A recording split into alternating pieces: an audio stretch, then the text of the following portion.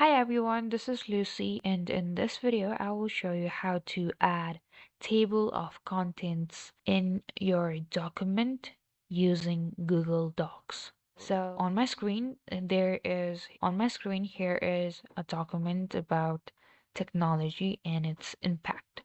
So I want a different page with all of the contents, all of the headings and its contents here. So what I'm going to do is just simple. First, you need to add a new page. For that, go in the beginning of the document, the first page and the first place, the first position. And what you're going to do is create a page break.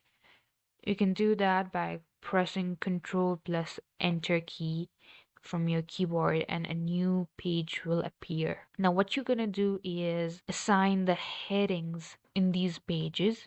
So I'll just go ahead and select the heading, go to Format, and here you will see paragraph styles. You just need to go to heading 1 and apply heading 1. So do this for all of the other headings. Now there is a shortcut you can use by selecting the heading, pressing Control Alt and 1. Here you have now changed your heading like that. You can do this for all of the other headings you've got, and you're done.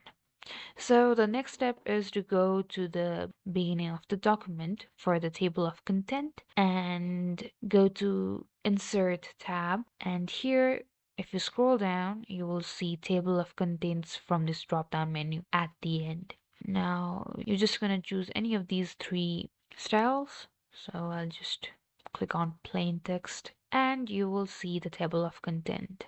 So if you don't like how your headings are, you can just select one and you can just go to Format, again, paragraph styles, heading 1, update heading 1 to match.